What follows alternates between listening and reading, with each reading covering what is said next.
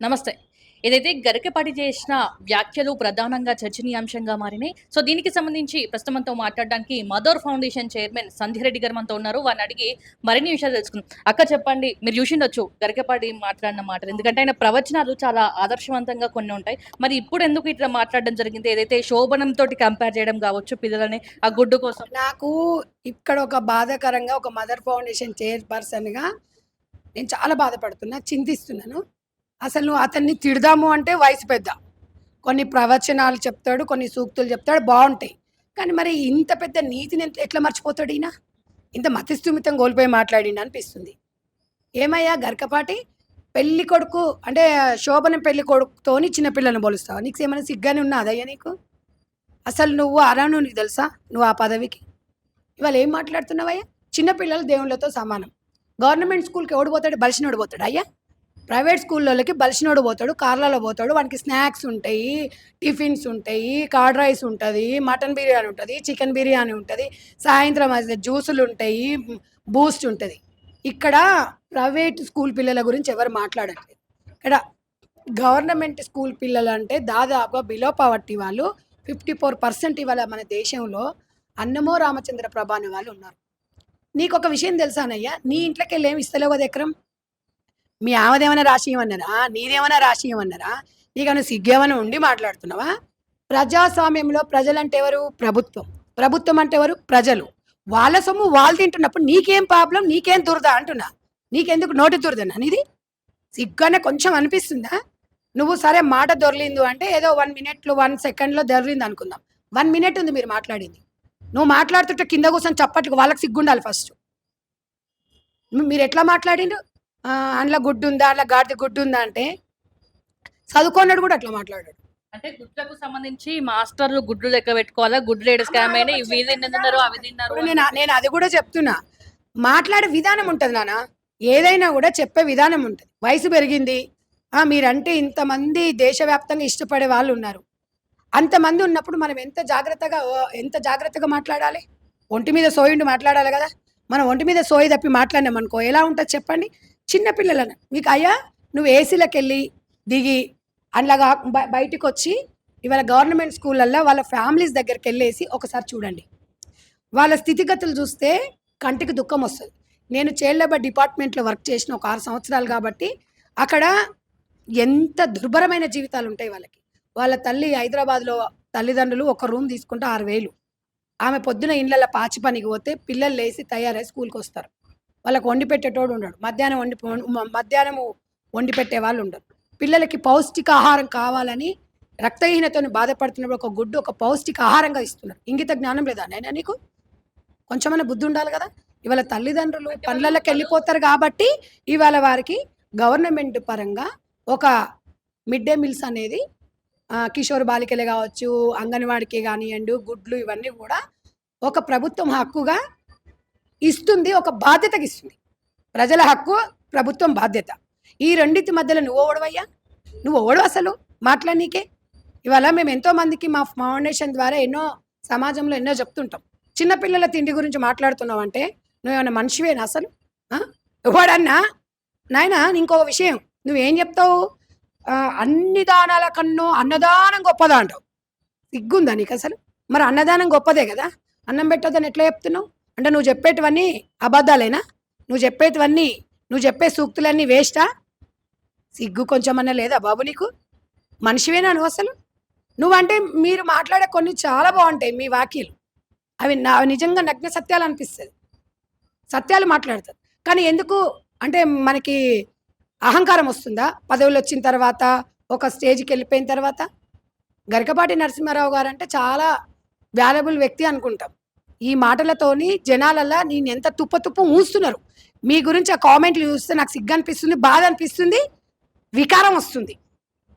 నువ్వు government school హైదరాబాద్‌లో, రంగారెడ్డి జిల్లాలో, దేశవ్యాప్తంగా ఈ 2 రాష్ట్రాలు తెలుగు 2 రాష్ట్రాలల్ల గవర్నమెంట్ స్కూళ్ళల్ల పిల్లల దగ్గరకొచ్చి వాళ్ళ స్థితిగతులు అడిగి తెలుసుకో. కంటికి దుఃఖమొస్తది. వాళ్ళ తల్లి ఇళ్ళల్లో పనిచేసి వాళ్ళ ఇళ్ళల్లో పనిచేసిన యజమానులు ఇంత అన్నం ఇస్తే పిల్లలకి ఇంటికి తీసుకొనొస్తే ఎప్పుడో నైట్ వండినయి ఆళ్ళు పాసిపోయినాయో, గీసిపోయినాయో తీసుకొనొస్తే తినేస్తే నైట్ వరకు ఉండలేక ఇవి తినేసి పిల్లల్ని మేము కొన్ని సందర్భాలలో అడిగితే ఆకలి అవుతుంది అంటే ఎందుకు అంటే అన్నం వండలేదు మా అమ్మ, నిన్న సాయంత్రము అమ్మ పన్న దగ్గరికి వెళ్ళి అన్నం తెచ్చింది, అప్పుడే తిన్నాం. మరి అంత తొందరగా ఎందుకు తిన్నారు నాన్న అంటే పాసిపోతుందని. ఆ పిల్లలు అట్లా చెప్తున్నప్పుడు ఎంత బాధేస్తుంది, మీరు కొంచెం అన్న ఆలోచించిండ్రా? చిన్న చిన్న పిల్లలండి వాస్తవంగా తిండి కోసమే వస్తారు. అంటే ఈయన ప్రధానంగా అనడం కూడా జరిగింది, గుడ్డు కోసం వాళ్ళు వస్తే రానియండి లేకపోతే మానేయమనండి అని కూడా అన్నారు. వీడెవడండి? వీడెవడు అసలు? వీడు కోనికిస్తా ఎవడు వీడు అసలు అనడానికి? నువ్వు ఎట్లా అరుణివి? ఇప్పుడు నీ ఇంట్లో నుంచి ఏమైనా పెడుతున్నావా? నీ జీతంలోకి వెళ్ళి ఏమన్నా నువ్వు చారిటీకి ఇస్తున్నావా? లేకపోతే గవర్నమెంట్కి ఏమైనా హెల్ప్ చేస్తున్నావా? నువ్వు ఎవడా అసలు అనడానికి? అత్త సొమ్ము అల్లుడు దానం అన్నట్టుగా నిన్నెవడో పెట్టమన్నట్టుగా మాట్లాడుతున్నాడు. గుడ్డు అనేది పౌష్టికాహారం అమ్మ. ఇప్పుడు కిషోర్ బాలికలు ఉంటారు, గర్భిణీ స్త్రీలు ఉంటారు, వీళ్ళందరూ కూడా ఉంటారు కదా. వీళ్ళందరికీ గవర్నమెంట్ ఎందుకు ఇప్పుడు రేవంత్ అన్న మన తెలంగాణ ప్రభుత్వంలో వీళ్ళందరికీ పొద్దుట టిఫిన్ పెట్టాలని ఆలోచిస్తున్నారు కదా. ఎంత సంతోషపడాలి మనం? బీద వాళ్ళకు ఒక ఫుడ్ అందుతుందంటే ఎంత సంతోషపడాలి. నేనైతే వేరే హ్యాపీ, ఎందుకంటే రేవంత్ అన్న బలహీన వర్గాల గురించి బాగా ఆలోచిస్తారు. స్కూల్స్ మీద చిన్నపిల్లలు ఇవాళ చిన్నపిల్లలే రేపటి పౌరులు. వాళ్ళకి కడుపులో ఆకలేస్తుంటే ఎలా చదువుతారమ్మా? అందుకనే అడ్డంగా నాకు మాటలు వేరే వస్తున్నాయి కానీ ఇక కంట్రోల్ చేసుకుంటున్నా. బుద్ధి లేనోడా యూనిఫామ్స్ ఇవ్వాలా, బుక్కులు ఇవ్వాలంటే యూనిఫామ్ ఎందుకు పెట్టిరో తెలుసా అయ్య నీకు? ఇవాళ ధనికులు బీదవాళ్ళు సమానం, వీడు ధనికుడు వీళ్ళు బీదవాళ్ళని తారతమ్యం లేకుండా ఒక యూనిఫామ్ అనేది ఇవాళ ప్రతి స్కూల్లో యూనిఫామ్ పెట్టాం. ఎందుకు అంటే గొప్పోళ్ళు రోజు ఒక మంచి డ్రెస్ వేసుకొని వస్తారు, బీద వాళ్ళకు డ్రెస్సులు 2-3 జతలే ఉంటాయి. దానివల్ల అంటరానితనం, అవమానుషం అన్నట్టుగా ఇలాంటివి పిల్లల మధ్యలో ఎలాంటివి ఉండకూడదా, అందరము మనం ఒక్కరమే, మన మనుషులము సమాజంలో అని ఒక నినాదంతో యూనిఫామ్స్ పెడితే, యూనిఫామ్ ఇస్తే కూడా నువ్వు ఓర్చుకుంటలేవు. ఇంత ఏమన్నా నువ్వు మాట్లాడిన దాంట్లో ఒక్కటన్నా మీ ఆమెను అడుగు. నువ్వు ప్రవచనాలు చెప్తావు కదా, ఏమే నేను ఇది మాట్లాడేసి వచ్చినా ఇది బాగుండాదే అని అడుగు. మరి బాగుందని చెప్తుందా ఏమంటుందో అడుగు. పెద్ద పెద్ద కంపెనీలు ఇవాళ గూగుల్ లాంటి కంపెనీలలో విదేశాలలో అక్కడ మన ఇండియన్ వాళ్ళే ఉంటాయి. వాళ్ళ ఫుడ్ ఎట్లా పెడతారో తెలుసా? వాళ్ళ ఫుడ్ పెట్టిన తర్వాత మీకు విషయం తెలుసమ్మా, అమెరికాలో గూగుల్ కంపెనీ వాళ్ళు మా సిస్టర్స్ వాళ్ళ పిల్లలు అలా పనిచేశారు కదా, వాళ్ళు చెప్తే నేను తెలుసుకున్నా. వాళ్ళు చూపిస్తారు వీడియో కాల్ చేసిన. అయితే అన్నం తిన్న తర్వాత బయట బాక్సులు ఉంటాయి, ఆ బాక్సులు ఎందుకంటే తీసుకెళ్ళొచ్చంట. అంటే ఒక అమెరికాలో కూడా అన్నదానం అనేది ఎంత గొప్పది అనేది కంపెనీలు, అంత పెద్ద కంపెనీలు కూడా అన్నదానం గొప్పదానం అనే విధంగా పోతున్నప్పుడు అందరు నర్సుల దారిలో నడవాలి. కానీ ఈయనేందమ్మా, ఈయన నోరు దూరదేంది? తర్వాత ఆయన క్షమించండి అని చెప్పేసి చెప్పడం జరిగింది. దాంట్లో నేను చెప్పింది రైటే అని చెప్పేసి కూడా చెప్పడం జరిగింది. ఏం చెప్పిండు ఆయన క్షమించమని? నిన్ను ఎవడు అడిగిండు? ఎవరైనా టీవీ వాళ్ళు వచ్చి అడిగిరా, లేకపోతే ఒక మైక్ వచ్చి ముందర పెట్టిరా, ఏమన్నా వచ్చేసి స్కూల్ టీచర్లు వచ్చి నీకేమన్నా మాకు ఇబ్బంది అవుతుందని చెప్పినా ఎవడన్నా వచ్చి నీకేమైనా కంప్లైంట్ ఇచ్చిరా? నేను ఒక విషయంలో నేను కూడా గవర్నమెంట్కి సలహా ఇవ్వాలనుకుంటున్నా. ఇప్పుడు గరికాపాటి గారు మాట్లాడిన దాంట్లో గుడ్లు రాసుకోవాలి, ఇది రాసుకోవాలి, మిడ్ డే మీల్స్ రాలేదని, ఇవన్నీ టీచర్లకు ఇబ్బంది కలుగుతుంది అన్నప్పుడు నువ్వేం చెప్పాలి? ప్రభుత్వానికి సూచన ఇవ్వాలి, ఇలా చేస్తే బాగుంటుంది అంటే మీ స్థానం ఇంట్లో పెరిగిపోయేది. ఎందుకు అంటే గవర్నమెంట్ టీచర్లకి ఉపాధ్యాయులకి జీతాలు ఇస్తున్నప్పుడు అది మనము మన పిల్లల భవిష్యత్తు కోసము వాళ్ళని ఉపయోగించుకోవాలి. ఈ రకంగా చేస్తే ఇలా టైం వేస్ట్ అవుతుంది, పిల్లలకి ఇబ్బంది కడగొచ్చు అన్నప్పుడు వాస్తవం. నేను అనేది ఏంటంటే గవర్నమెంట్కి ఒక సూచన, శిశు సంక్షేమ శాఖ వాళ్ళు ఈ మిడ్ డే మీల్స్ వాళ్ళు హ్యాండ్ ఓవర్ చేసుకోవాలి. ఇంకో విషయం ఫుడ్ కమిషన్ వాళ్ళు వచ్చేసి స్కూల్స్కి ఎట్లాగో ఇప్పుడు ఈషా ఫౌండేషన్కి, నాంది ఫౌండేషన్ వాళ్ళకే ఇస్తున్నారు. వాళ్ళని ఒక 4 తీసుకొని వాళ్ళే వచ్చి ఫుడ్ అందరికీ ఇచ్చేసి దగ్గరుండి చూసుకుని, ఉపాధ్యాయులు మాత్రం పిల్లలకు అందరం ఆహారం అందిందా అందులో చూసుకుంటే బాగుంటుందని నేను సూచిస్తున్నా. దాంట్లో తప్పు లేదు, ఎందుకంటే ప్రధాన ఉపాధ్యాయుల విలువైన టైంని మనం వేస్ట్ చేయొద్దు, మన పిల్లోడికి ఉపయోగపడాలనేది నేను నాకు తెలిసిన విషయాన్ని నేను చెప్పిన, అలా చెప్పుదాం. కానీ పిల్లల హక్కుని ఎవరు కూడా కాలరాయొద్దు. ఎప్పుడు గుర్తుపెట్టుకో, స్లమ్ ఏరియాలలో అంటే ముఖ్యంగా చదువు పైన ఇంట్రెస్ట్ పక్కన పెట్టి, చదువుకోవాలని స్కూల్ కోవాలనేది ఇంట్రెస్ట్ పక్కన పెట్టి గుడ్డు కోసమే వెళ్తున్నారు అన్న వర్షంలో కూడా వచ్చింది.